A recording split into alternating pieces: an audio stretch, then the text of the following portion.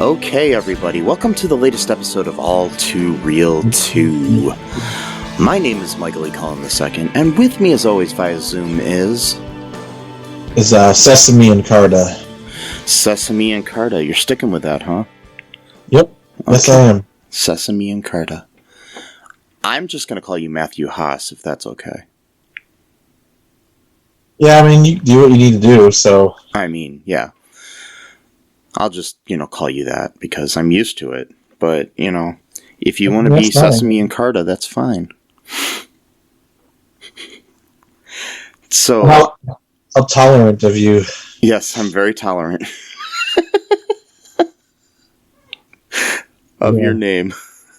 Yeah. Yes. So, here's a story, Matt. Sesame, I mean. Of a man named Brady. Mm-hmm. And then there's also a lady. Mm-hmm. And there's like 6 kids, okay? There's 3 boys and there's 3 girls. And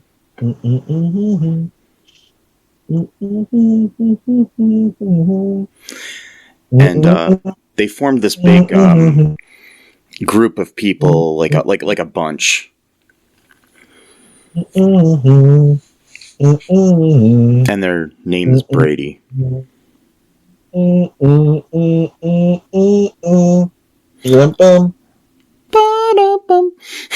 So, anyways. Good theme song. Yes. Yeah. Today on the show, in our Frosty Failures segment, or series, I should say, we are covering the 1988 film, made-for-TV movie, A Very Brady Christmas. Yes. Yes. It was directed by Peter Baldwin. It was written by Sherwood Schwartz and Lloyd J. Schwartz, who are a father and son. Sherwood Schwartz is, of course, the creator of The Brady Bunch. And it stars most of the original cast, with the exception of Susan Olsen, who, according to the media at the time, was on her honeymoon, so she couldn't be in the movie. But it turned out that, in reality, they were offering her, nothing to do the movie. Oh, wow. Very little money, so she just basically said, fuck you to them. So... Which character does Susan Olsen play? Cindy. Oh, okay, so that wasn't... Alright. No, that wasn't the original Cindy. Oh, okay. That was... Cindy in this movie is played by Jennifer Runyon, who people may know as Gwendolyn Pierce from the first season of Charles in Charge. Maybe that's why she looked familiar. Yeah. Yeah. What else has she been in? She was also in Ghostbusters. Okay, yeah. And she's been in many other things, but those are the 2 most popular, probably. Okay. Yeah, I mean, she was decent in the role, so it was fine, But they, the studio, Paramount said that they would fund the film if they could get 5 of the 6 kids. Wow. Yeah. We don't need the whole bunch, just 5. Yep. Wow. Yeah. So, yeah.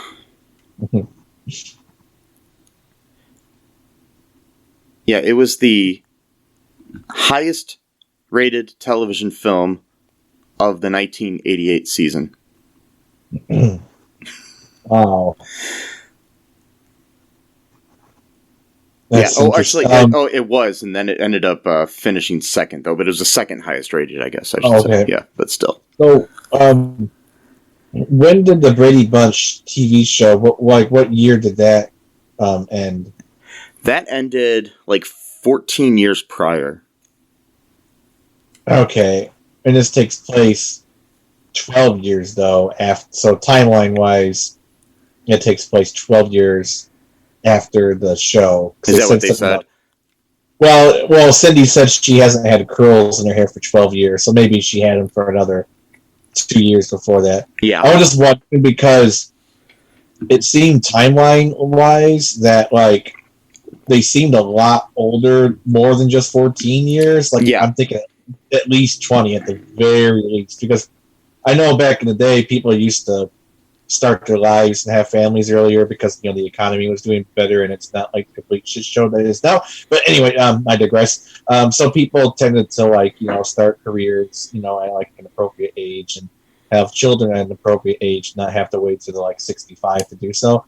But even then, I'm like, that still seems a little bit soon because some of these kids were not like babies, like they were already kids. And I'm thinking in order for who was the doctor? Was it Greg? Yeah. For one thing, you gotta go to regular college, so that's 4 years. You gotta go to medical school, I think, is another 4 years.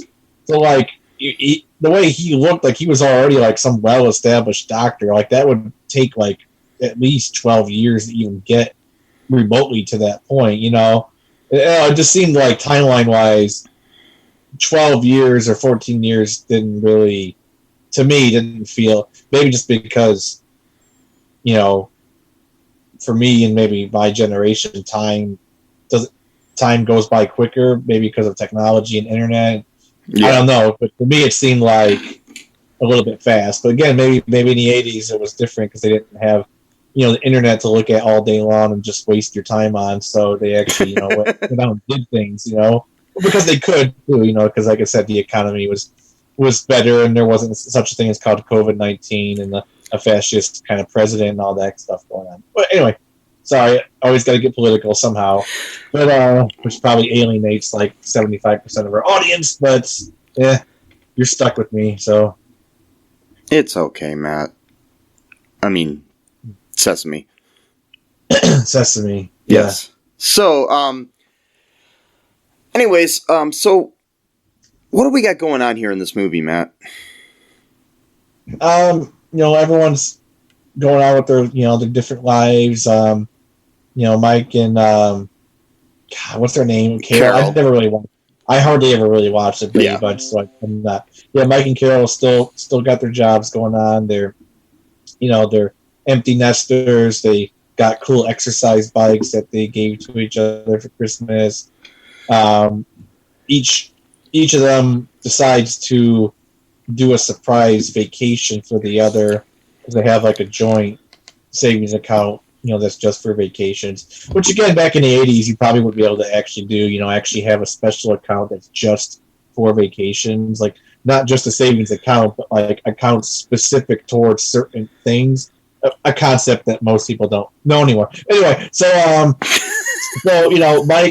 Mike wanted to surprise Carol with a trip to Japan because she always wanted to go to Japan.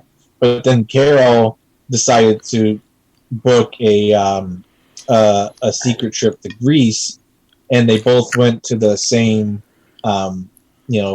travel agency. But Mike had gotten there first because when Carol went to book hers, there wasn't any money left in the account, and then they Which both, really makes no sense, by the way. It doesn't. But they both, realized that they both realized that they were there, and then it's oh, that's so cute, haha. But then they decided, well, because I forgot her name, the maid, Alice. So earlier before this happened, Alice came to stay with them because she was having problems with Sam, the butcher, her husband. He was cheating on her with a younger woman. Yay. Which I'm like, isn't that a little serious for the sitcom movie? Just like...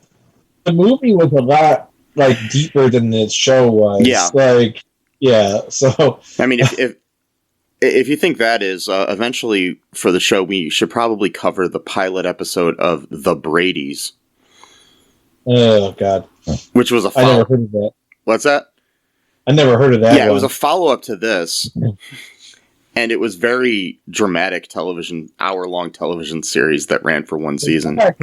They're all grown up now, and they got their own problems for their own generation. And, people at the time referred to it as Brady something because it was very serious, like 30-something.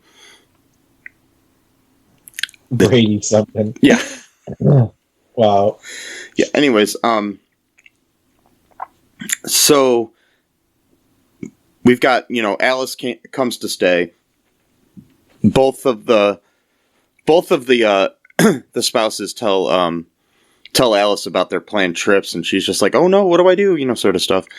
She can't tell them. They also tell like all the kids, and of course nobody's telling each other that wait, mom's planning a trip, dad's planning a trip, because they're good kids.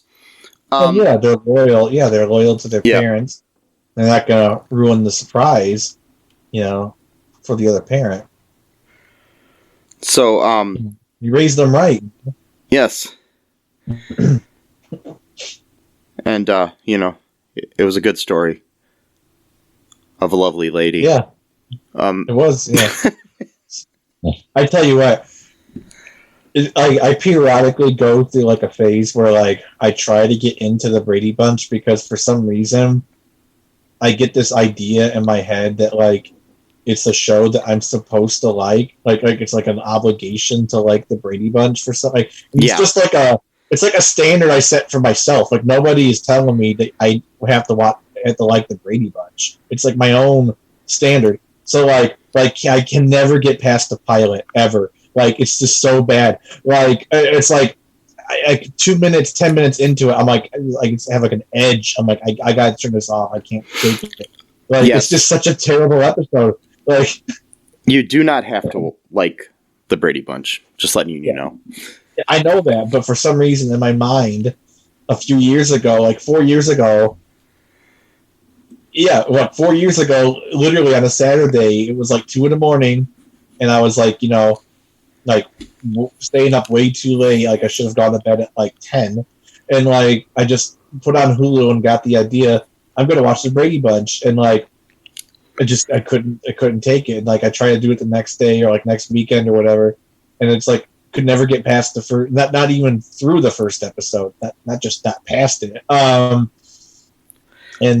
I will tell you that the Brady Bunch movie and A Very Brady sequel. Well, those are different. Are much better because they're parodies.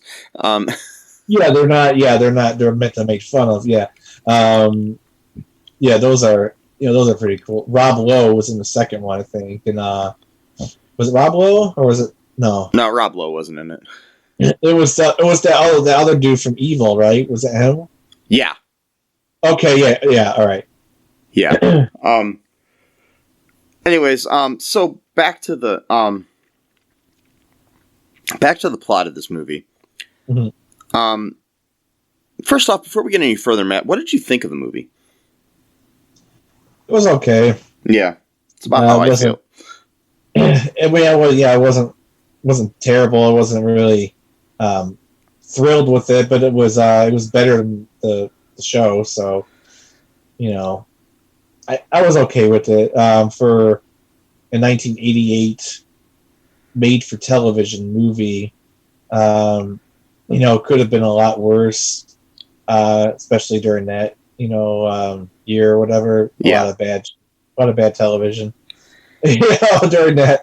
Yeah, I mean, this was the time too. Like at this time, like a lot of television shows were doing these reunion movies and shit. It was like all over the place. I mean, now we've got all these, like, it seemed to have another wave recently where we had a bunch of reboots, like, you know, Fuller House and all that shit, you know, so it's like, yeah. So, but anyways, we've got, so they decide that instead of, you know, going to Greece or Japan, that they're going to, fly in all of their family. All of the, you know, the kids and the grandchildren and the in-laws and all that shit. God, that's like a lot of money. That's like 17 plane tickets, round trip. So I think going to Greece or Japan would have been a lot cheaper. I don't even think they would have enough money to even pay for there's no way they had that, because like when Carol went to book the trip to Greece, there was only like $8 left in their account. So like, there's no way. Whatever, that's fine. That's TV convenience. But see, I mean, and it's funny too when the Brady's, the follow up to this happens, they all seem to live in the same town again. So they yeah. So we're doing that thing. We're doing the Saved by the Bell thing where, you know, everybody just happened to move to Bayside, California from Indiana. You know, just got in the bus and just moved, you know. That was different. That was more like they just didn't care. Yeah, it's like, yeah. So, anyways, we've got all the Brady kids are in their own lives facing different problems that might keep them from enjoying the holidays, you know. Yep. Greg's nurse wife, Nora, Greg is a doctor, decides that she wants to spend Christmas with her family instead of with his family. So they agree at first, you know, oh, well, you know, first they were thinking of just going over to her parents, but then eventually she comes up with the conclusion, oh, you can take the kid and go to, you know, your parents. And I'll go, you know, spend time with my family. Peter is romantically involved with his boss, Valerie, and is in an inferior position.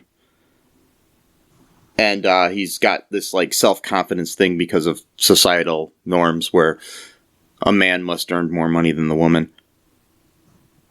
Yeah. Keep in mind, it's 1988, which, you know, like when we're younger and stuff, we like to. Yeah, but I mean, this is actually kind of, you know, the fact that they address this is actually almost kind of woke for the time, you know what I mean? Yeah. Oh, I'm sure that people were writing TV Guide or whatever, you know, complaining about that, you know. I mean woke in the original sense of the word, where it was actually meant to be a good word. Yeah, but like 1988 was like over 30 years ago.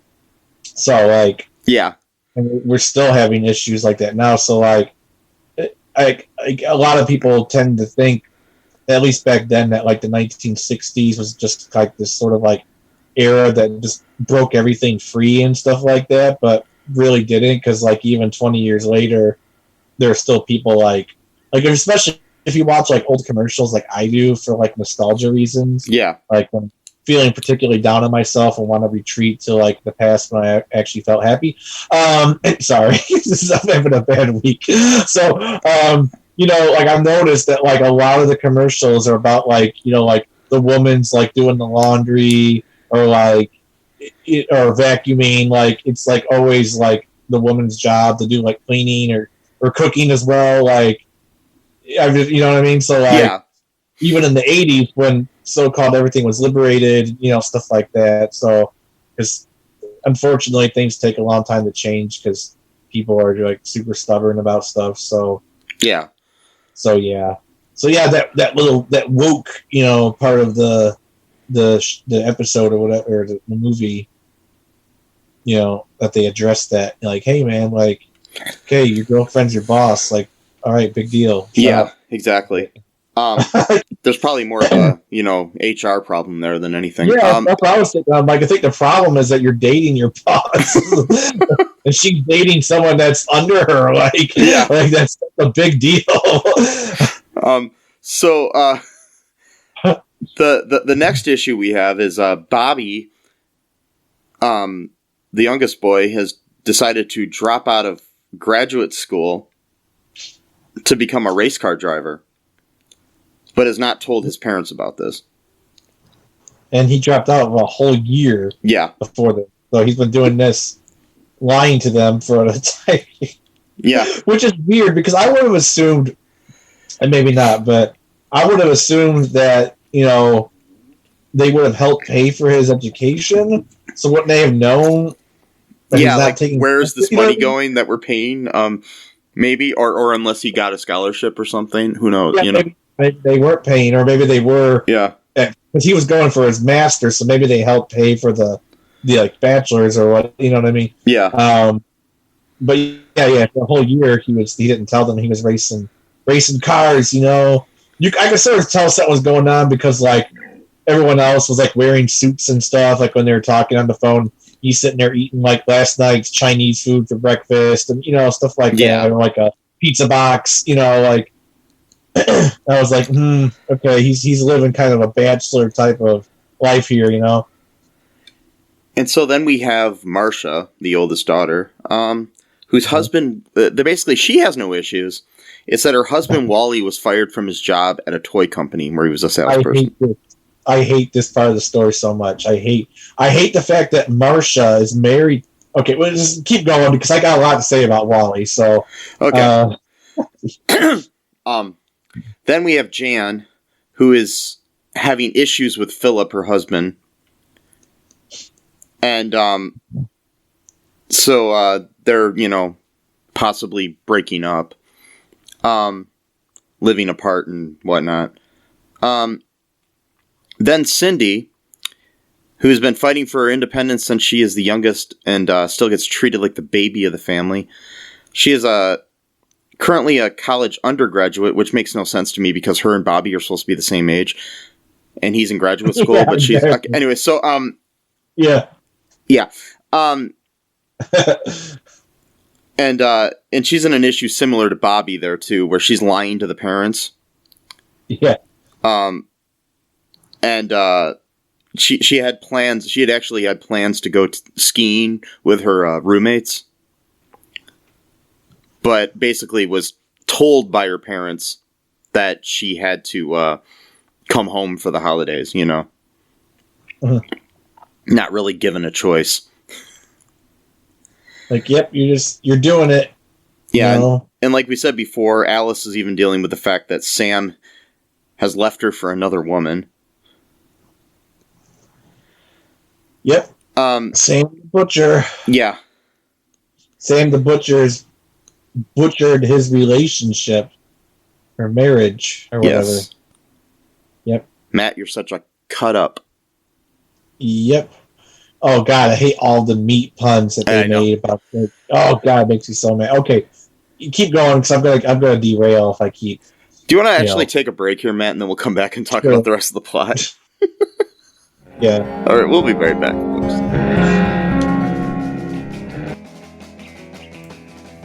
What is Gen X? What is the silent generation? What do generations have in common? Hi, I'm Trish the Dish from the Gen X Voice podcast, and I invite you to listen to conversations I have with folks from different generations, backgrounds, beliefs, and experiences in an attempt to see what connects rather than divides us. Even though Gen X has been called slackers, Karens, or not mentioned at all in some cases, we are the bridge generation, so I feel compelled to do my part to destroy ageism by bringing all these voices together. And, as a bonus, each guest gets to answer some 80s questions at the end of each show. So download and listen to Gen X Voice today on Apple, Spotify, Amazon, or wherever you listen to podcasts. And let's see how much we have in common after all. Hi, this is Catherine, host of a new fashion podcast, The Real Fashion School Dropout. Join me as I interview guest every week in the fashion and beauty space. And we gossip on all things fashion and beauty and even get into some personal stories of their journey in the industry. You can find us on Apple, Spotify, pretty much wherever you get your podcast. Hope to see you there.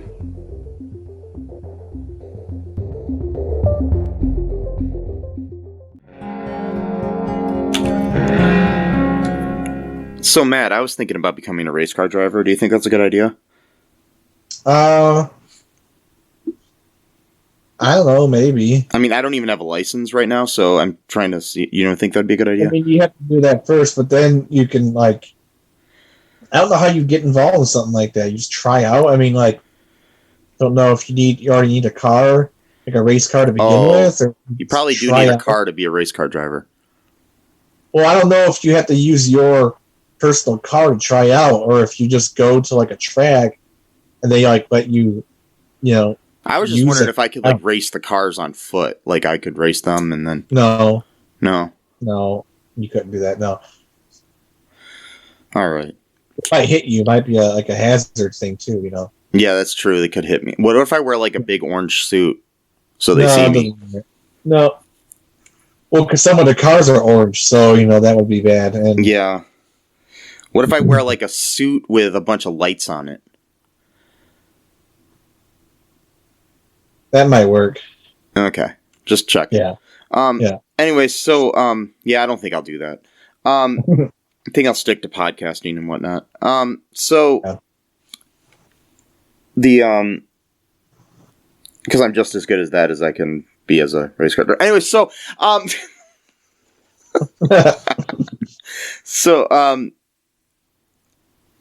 though each child, is deciding, ends up deciding to spend the holiday, they end up, having all this, crap going on. You got the kids there and the one, you got, Marcia's son picking on Greg's son for no reason whatsoever. Because he's shy. Yeah. Yeah. Which is interesting, because that kid is actually recast in The Bradys by Jonathan Taylor Thomas. From Home Improvement. Anyway, so Wow. before he was on Home Improvement. Yeah. Yeah.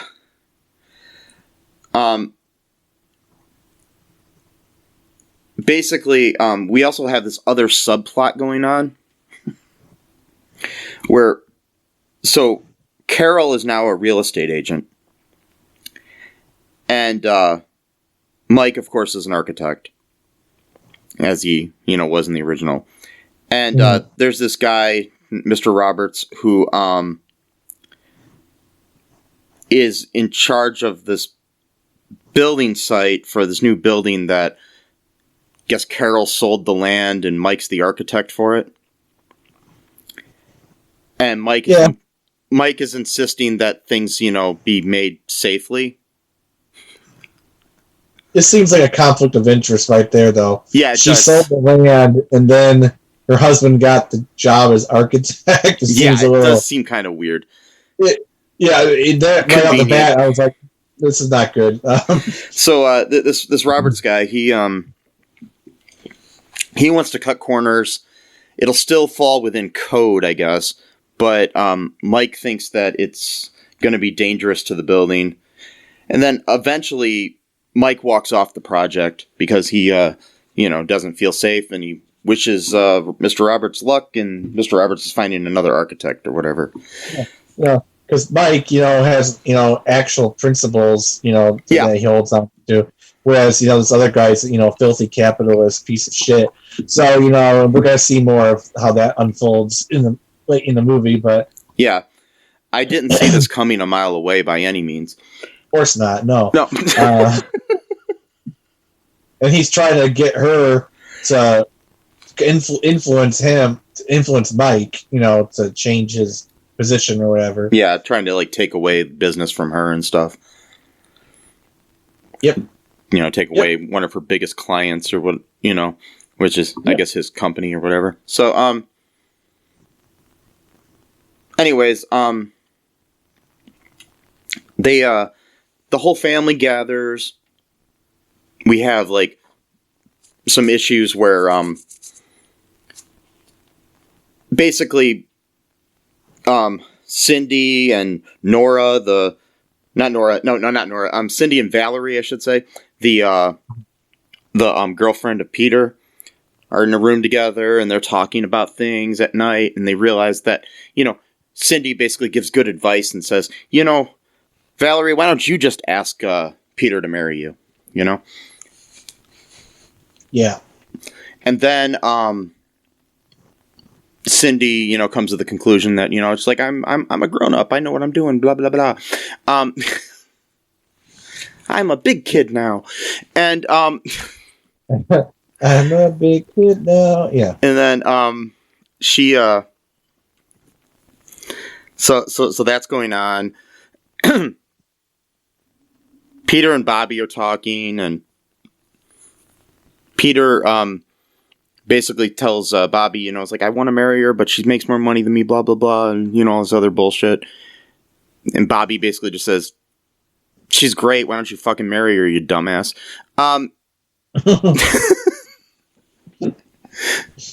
And then Bobby tells Peter that he's a race car driver and that he's, hasn't told, mom and dad. And that's, he basically says, you got to tell them, blah, blah, blah. So then, all those things are worked out, like they always are in a Brady Bunch type thing, Have the worst problem in the world, and it's solved by the end of the credits.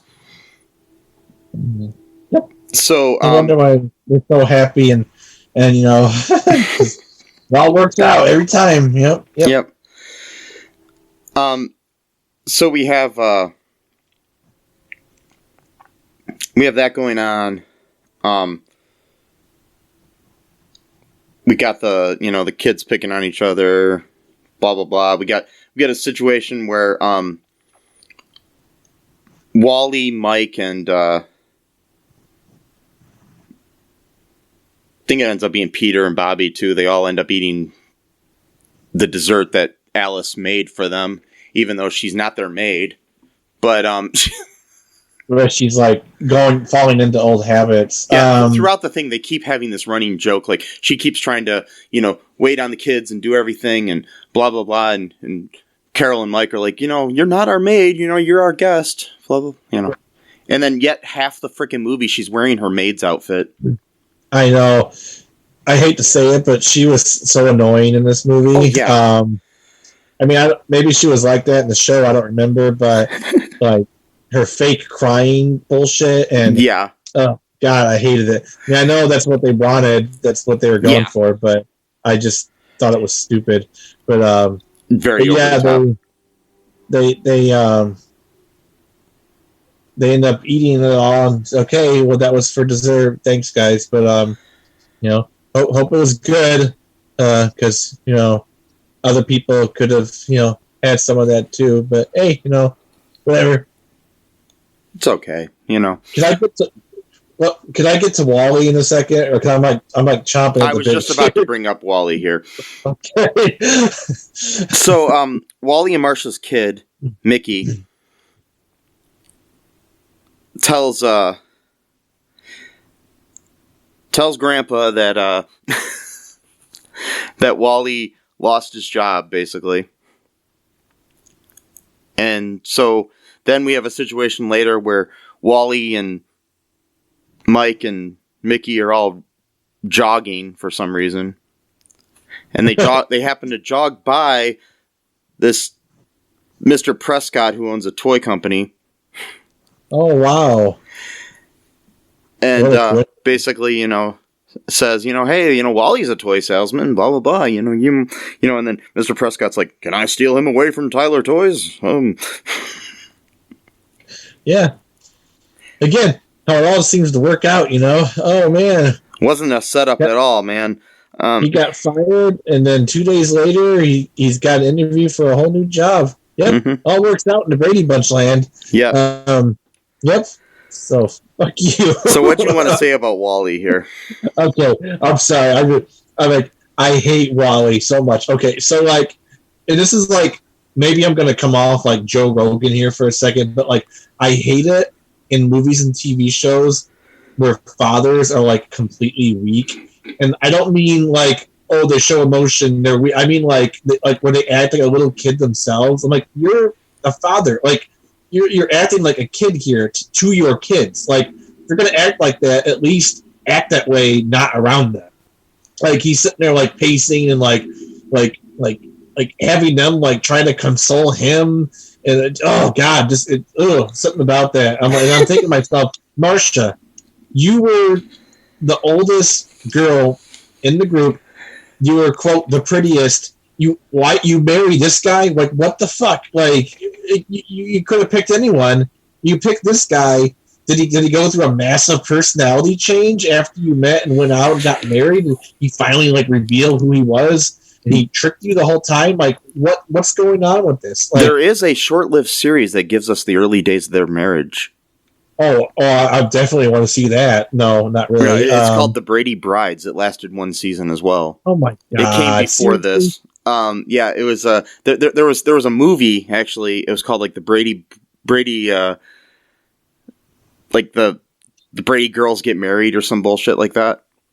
God, what a cash cow they're trying. Then they tried to turn that into a TV series like a year or so later. Jesus Christ! And it just starred Jan, and the premise of that one, it was kind of like The Odd Couple. You had you had Wally and Philip, and Jan and Marcia all living in the same house. Okay, and Alice was their neighbor.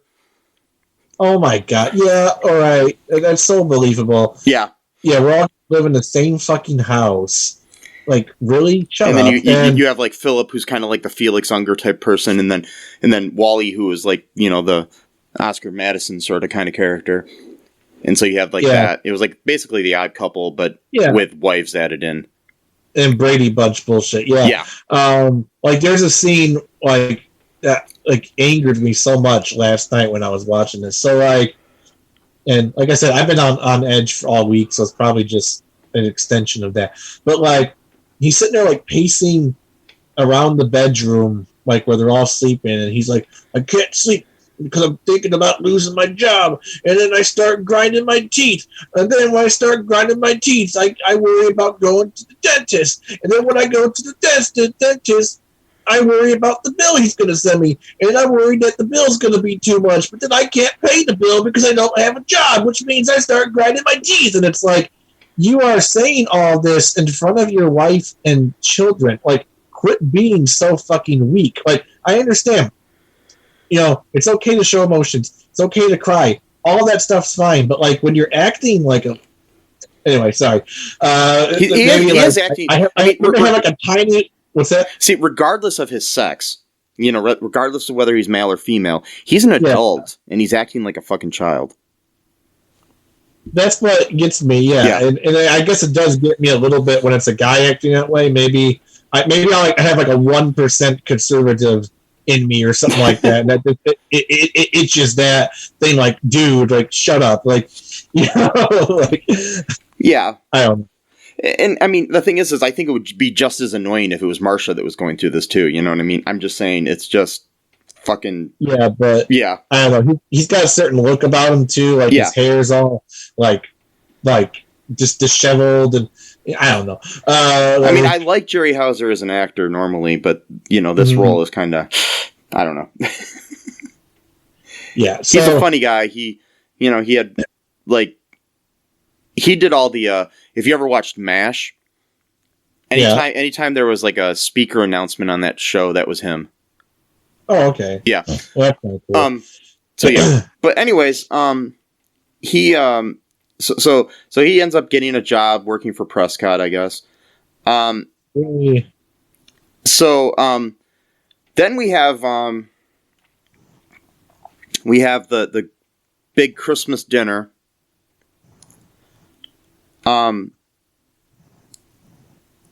Where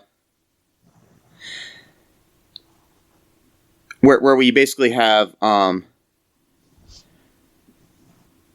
we have Bobby telling at one point, because Mike's giving like a speech about, what's going on, and eventually, like basically saying, we can't be afraid to, speak up or blah, blah, blah, giving a good old, typical holiday speech sort of thing. Yeah. And I guess at one point, before this, Carol did help Philip and Jan get back together. Like, totally didn't really. She just basically said, what's going on, Yeah, that was it. Yeah. So at the dinner, though, we get the thing where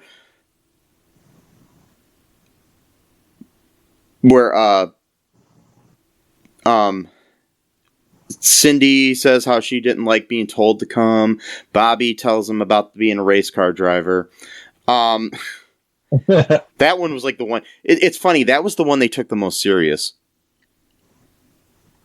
Which I guess makes sense because he's been lying for a whole fucking year. Yeah, exactly. Yeah. And then Peter tells, starts talking about things, and then eventually Peter and Valerie propose to each other at the exact same time after they're given a countdown to 3 from Carol. Yeah. Yep. So, we get all the kids doing that, and then Nora arrives and surprises Greg. Which I got questions about. They don't really tell you where Greg lives. They don't tell you, where Nora's family is. How was she able to get there so fucking fast? Maybe they live just down the street or something. I have no idea. But if that's the case, why couldn't they just, spend part of the day with Nora's family, part of the day with the Bradys? Yeah, I'm just saying. It's TV convenience. Yeah. That's what it has to be.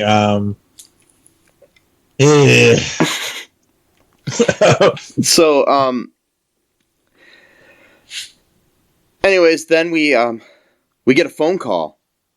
Guess what happens, Matt? Oh, I didn't see this coming a mile away, or 10 miles away, or 100 miles away. Or 1,000. Yeah. 10,000. 1,000,000 miles. Yep. So Mike learns that that the ruthless businessman that he, designed a building for has cut corners now, resulting in the building collapsing and trapping 2 security guards inside. Oh, I didn't see that coming. No. My thing is the building wasn't completely finished. Why were there security? Okay, anyways. So, yeah, exactly. What was that? What were they doing inside the... Okay, anyways,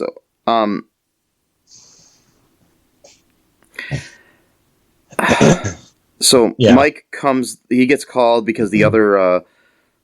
the new architect is out of town. And he comes to help.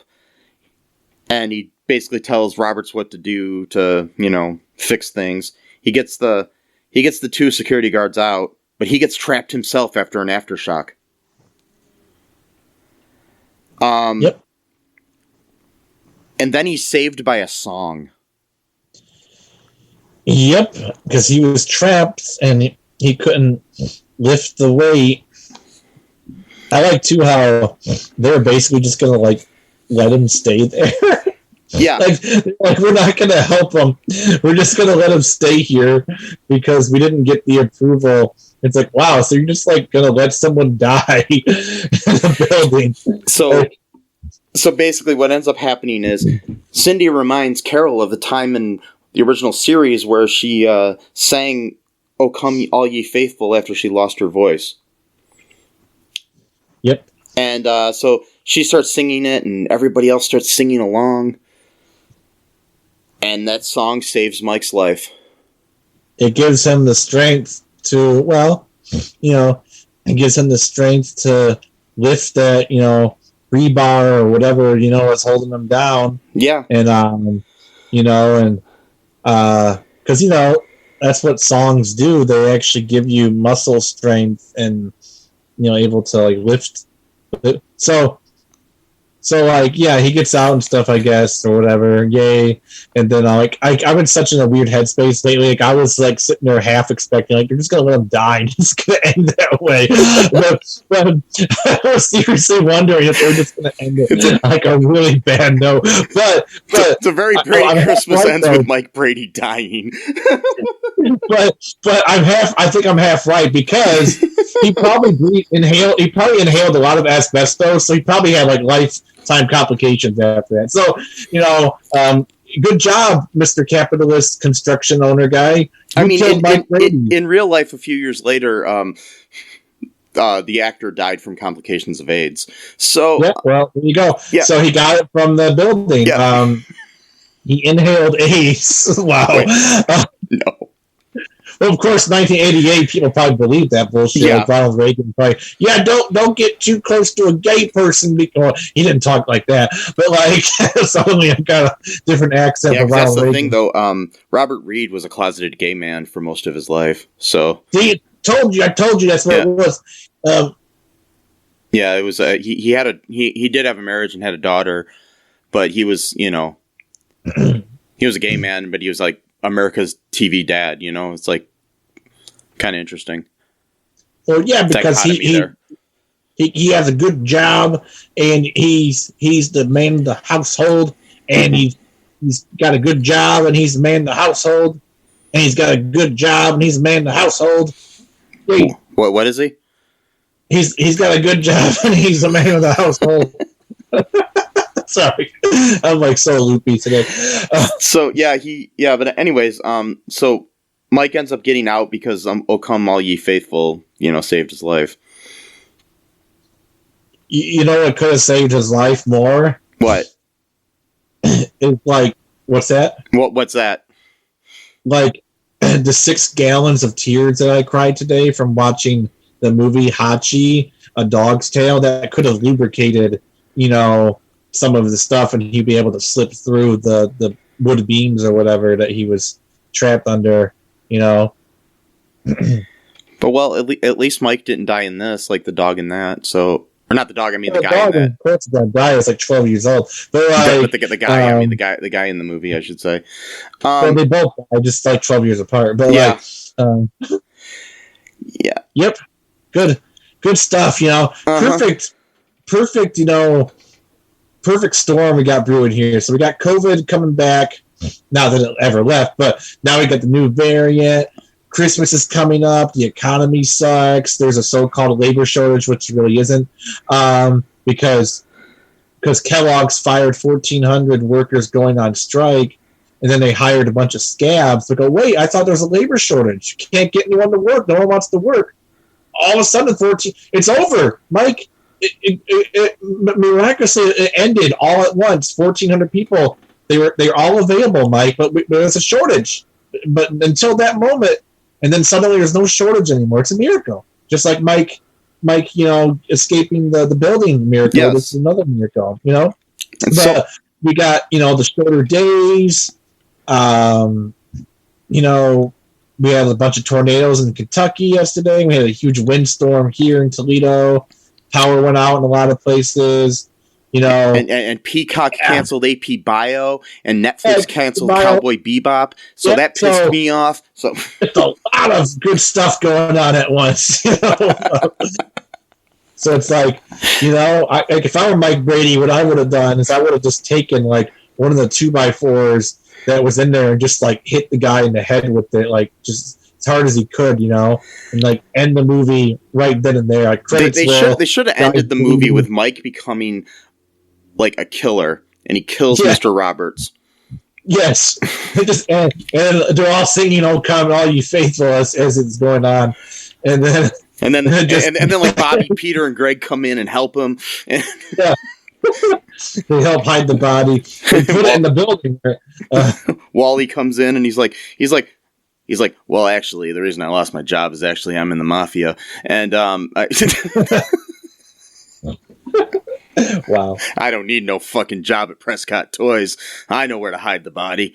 Anyway, so Yeah, the whole anxiety thing was just like a cover for him. Yeah. You know, He like turns into this smooth guy, and all of a sudden his hair's slicked back and stuff too. It's weird. Yeah. Yeah. It's like the was it Caesar Karzai? No, what was his name?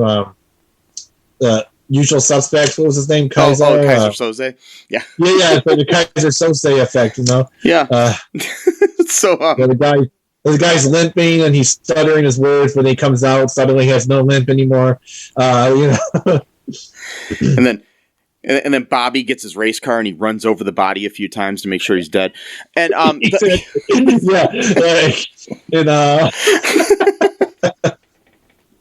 yeah, that would have been a good. I would have actually paid more attention if that was the ending. Yes, but we do have some another miracle happen here. Oh yeah, what's that? So they all get back home for their dinner and stuff. Oh yeah, that's right. And Santa Claus shows up. Oh, that's right, Santa Claus. And it's actually Sam. Or do you mean Salmon Claus? As in, his name is Sam, but he's a butcher, and they probably have fish there as well, so it's a salmon? Sure. The butcher probably mainly specialized like beef and pork products, but they probably have some seafood as well. And so. And instead of being played by the original actor, for some reason, Sam is now played by Louis Arquette. Why they couldn't get the original actor, I don't know. He was still alive at the time.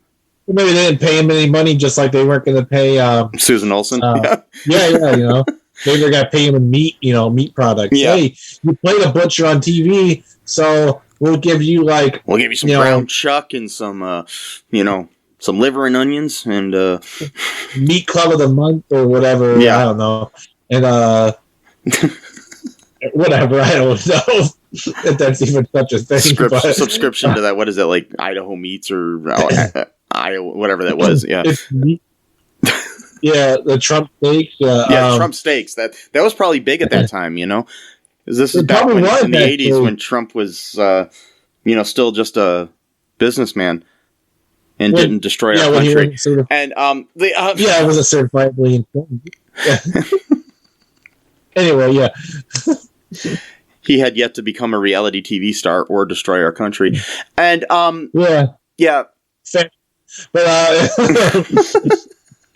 so anyways, Mike Brady, yeah. Sam, comes back and he's just like, what, I nobody beats you, Alice, we got to get back together and blah blah blah. And yeah.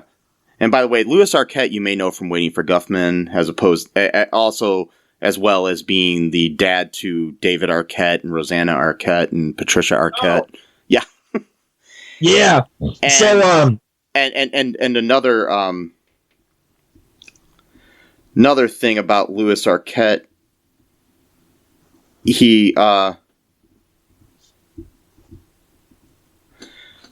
also the son of Cliff Arquette, who was a comedic actor before that, who is from Toledo, Ohio. So, yeah, that's freaking amazing. Yeah.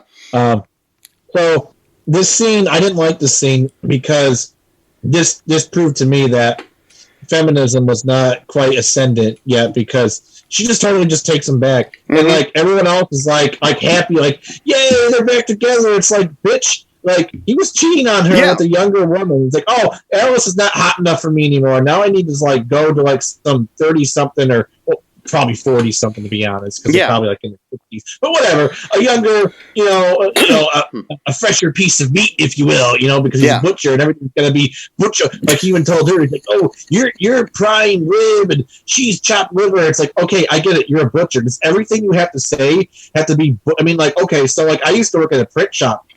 So, when I came home, everything I say, oh, you're like a 36 by 24, what's, come on, quit being an idiot. But it's Sam for you, and he is an idiot, so. It's like, when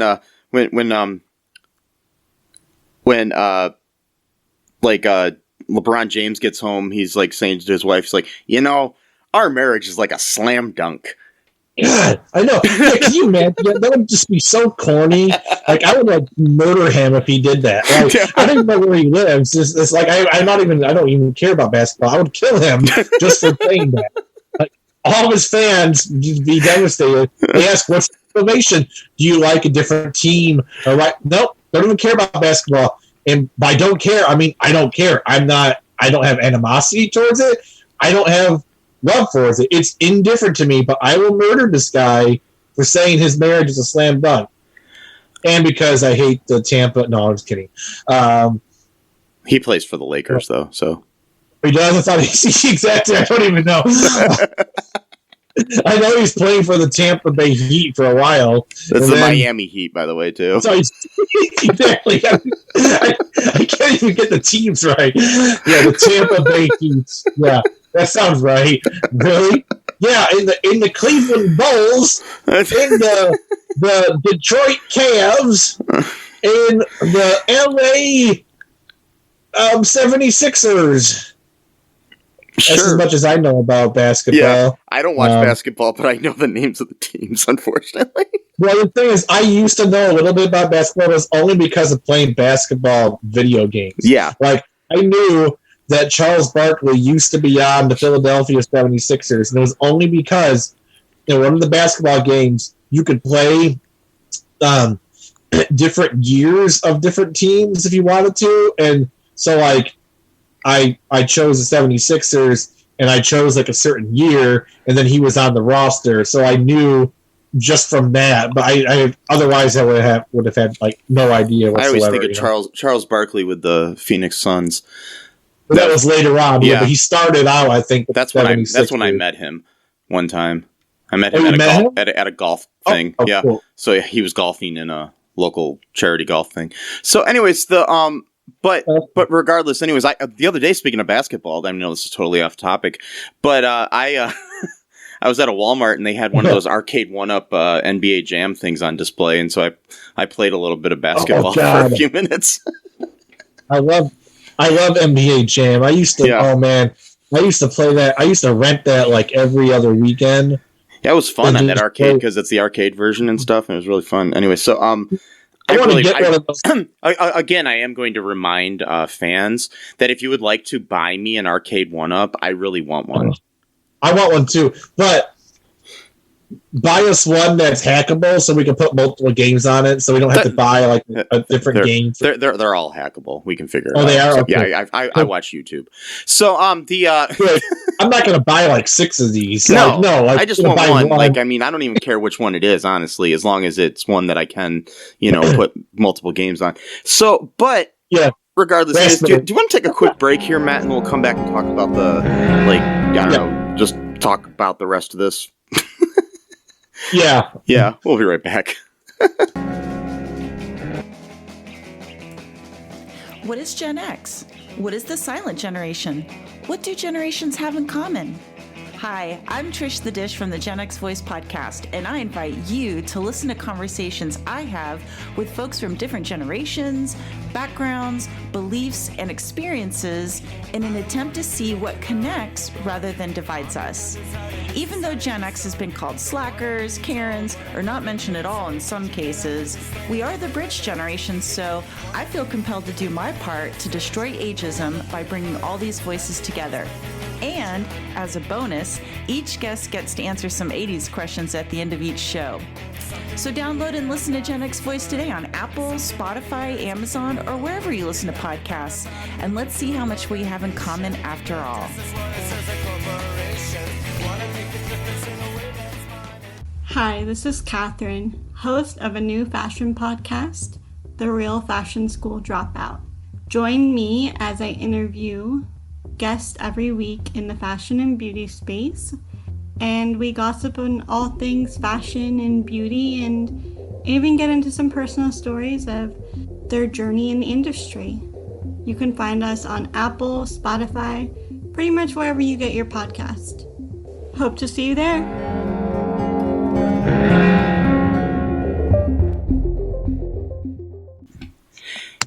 And we are back. And here's the story of a man named Mike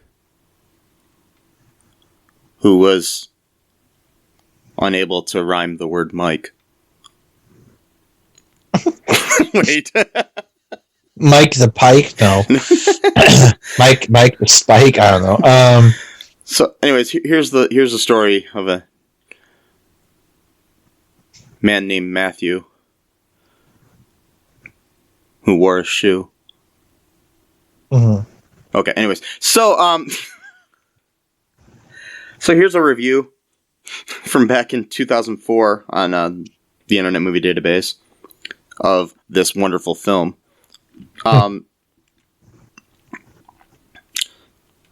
Written by Five Fids. Could only watch it once. I was a big fan of the Brady Bunch show when it was on, and I was young and naive. I just, as most who watched it, knew it wasn't realistic. We knew it wasn't how most families interact, etc. But we liked it just the same. When I watched this in 1988, I was disappointed. I was very well done. It was very well done, not I. It was very well done, but I guess the Brady Bunch, as many shows, was good only in its time. So when reunions, updates are done, it does not have much impact. At least that's how I felt about this one. The best part was hearing a Brady use the word hell. Christopher Knight as Peter tells one of his siblings, I don't recall which, that's a hell of a way to greet your brother. Or something to that effect. Way to go, Peter. That added some much-needed realism to a show that even the most adherent fan will concede lacked realism. Okay. If I see it in my listings during the holiday season, I may check it out again, but I did not care for this first time, so I doubt that will change. Okay.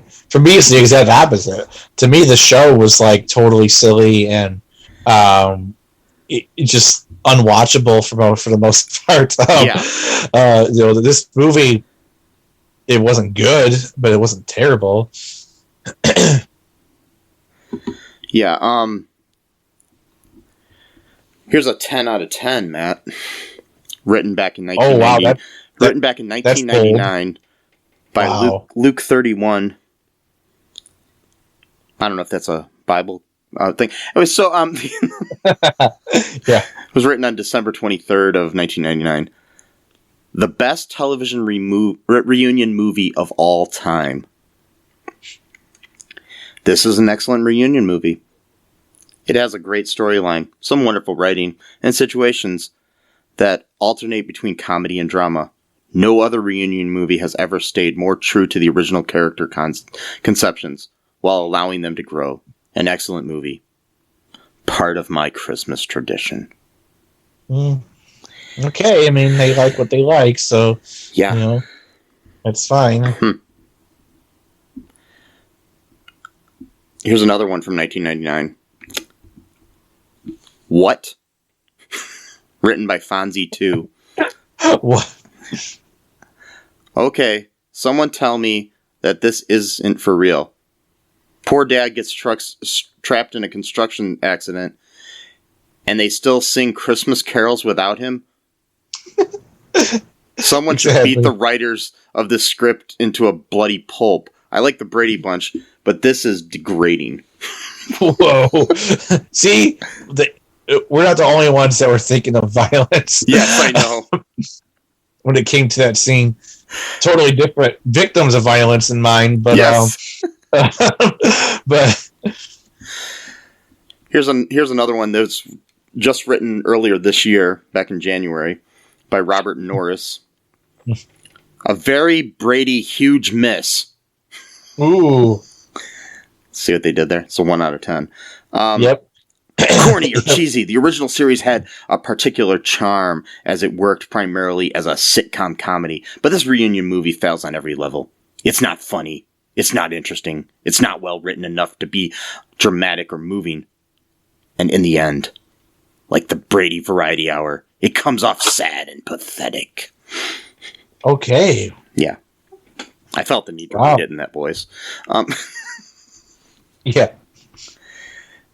Yeah, but I mean, anyways, there's pretty much it. The reviews for this are like all over the place. What would you recommend anybody watch this movie, Matt? Like, who do you think this is for? Like nostalgia people, maybe. Maybe they'd get something out of it.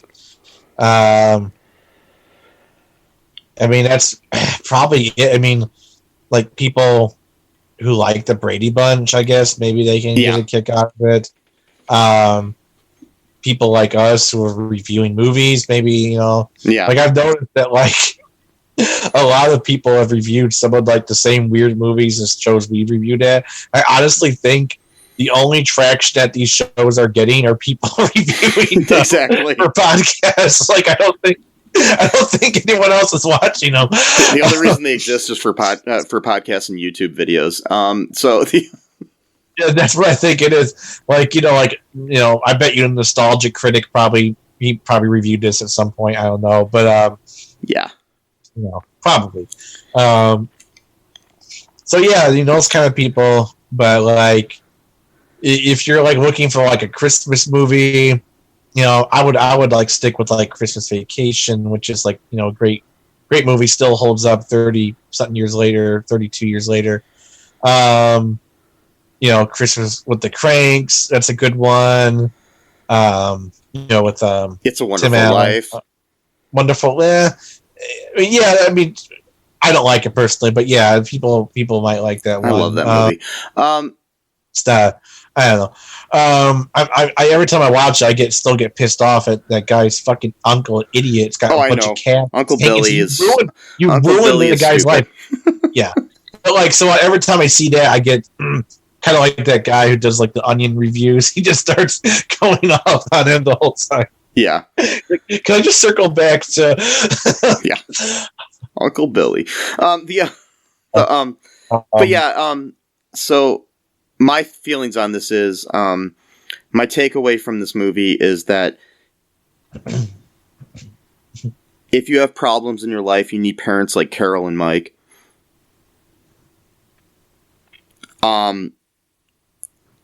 If your dad is trapped in a building, the only way to save him is by singing a Christmas carol. Yeah. So, like, if you ever run into a situation where someone's trapped inside of a building, I'm wondering if it works. Gather up like 100 people. I wonder if it works for other things, because I'm just curious. Like, has anybody in the hospitals, like when people are dying of COVID, tried singing "O Come All Ye Faithful"? Yeah. That's terrible. I'm sorry. Yeah, exactly. Or is it seasonal? Like, well, work in other seasons. Like, can you sing it in springtime, for example, or only at Christmas time? Yeah. Like, because COVID's going to be around for the next 47,000 years, right? So, like, we got, figure this stuff out. I mean, I'm okay. So I'm going to go on the record here, Matt. Now, Joe Rogan has recommended ivermectin. Okay, yeah, I know. I recommend "O Come All Ye Faithful" to solve any of your problems. Yeah, so you've gone beyond taking anti-parasite drugs to spiritual healing. You don't need to take any drugs at all. Whether it's a free COVID vaccine or very expensive animal dewormer medication. Yes. From feed stores. Now you just need spiritual food, to get rid of the COVID virus. I do have a feeling that "O Come All Ye Faithful" will help more than ivermectin, but I don't know. It probably will. But but no, I mean Joe Rogan, he studies martial arts, and he used to host the show where people ate bugs. So, he knows more than 99% of the doctors and scientists of the world. Of course he does. I mean, why wouldn't he know? And I've directed 2 horror comedies and host a cheesy movie and sitcom podcast. So listen to me. No, don't listen to anyone who's not qualified. Oh, but I will tell you, for 3 easy payments of $9.99, I will sing "I'll Come Ye, O Come All Ye Faithful" for you. Yeah, there you go. Yes. And they'll throw in some ivermectin, as like a treat or whatever. I've noticed that they're not really talking about ivermectin anymore very much. Now they moved on to a new so-called therapy, which now it's so ivermectin was like the thing for like 2 months maybe, and then these people they move on to things very quickly. They get bored very easily. So they never really learn how to like focus and be disciplined. They just kind of move on to like, oh, what's new now? Horse dewormer. Oh no, humans can use it too. Okay, yeah, for what though? Humans can use it for what? Tell me what humans can use it for. Not for curing COVID. Exactly. So don't use it. Oh, aspirin's for human use. Okay. Does it treat COVID-19? Dr. Pepper is, no pun intended, is for human consumption. Oh, okay. So is Dr. Pepper made? Well, yes, technically Dr. Pepper was made by an actual doctor. Okay, I'm undercutting myself here, but whatever. He wasn't treating COVID-19 because it didn't exist in the 1800s. But and even if it did, actually, it was created by somebody who wasn't a doctor who named it after his doctor friend. Oh, that's right. He named it after his. Never mind. He named it after his. Okay, yeah, this woman he liked, whose father was a doctor, he named it after her dad for some reason. Okay, anyway, that's like a weird thing right there. Like, I got a huge crush on this girl, so I'm going to name a product after her dad. It's just like, what? Well, that's what you do. That's what you do. But honestly, if you would like Matt and I to sing a Christmas carol of any kind, not to cure any kind of diseases, because we're completely joking here. On TikTok, let us know. We'll do it for the right amount of money. Yeah. We will. We do have a TikTok. It has to be enough. Yes. Yeah. I put up a couple things recently on TikTok, just some random videos, old school videos from us, just for the hell of it. I've got part of A Matter of Fact on there with Matt. Oh my god. And wow, I got it up to the point where it cut me off because of time, and then yeah, they're shorter videos. Yeah, but yeah, check those out, folks. Let us know what you want us to do. If you want more episodes of A Matter of Fact, which I really like, let us know, and we can definitely do that sometime because I really like Matt's monologues. God, yes, yeah. But anyways, folks, that's all we really have to say about A Very Brady Christmas. Don't sing your troubles away, folks. Nope. I mean, it might be good for it might be good for your mental health to sing. I mean, that's fine. But maybe. Yeah, not for, curing COVID or saving somebody that's trapped in a building. Or saving somebody that's trapped in a building that has COVID. Just letting you know that one doesn't cancel out the other. And, yeah, just, be good to each other, folks. Check out our Patreon. Give us a 5-star review on Apple Podcast. Go to all2real2.com for everything else. Check out our TikTok. Let us know what you want us to do on that, Whether it's, lip sync to Billie Eilish or something, we could do that. Maybe. Let us know what will get people to put their eyes on things. And, wear a mask, folks. We still need to. Wear a condom. And have yourself a merry little Christmas. Bye-bye. Bye. Thanks for listening to All Too Real 2 podcast, a Cullen Park production. Produced and edited by Michael E. Cullen II. Music by Matthew Hawes. Subscribe and share the show. Visit us at cullenpark.com.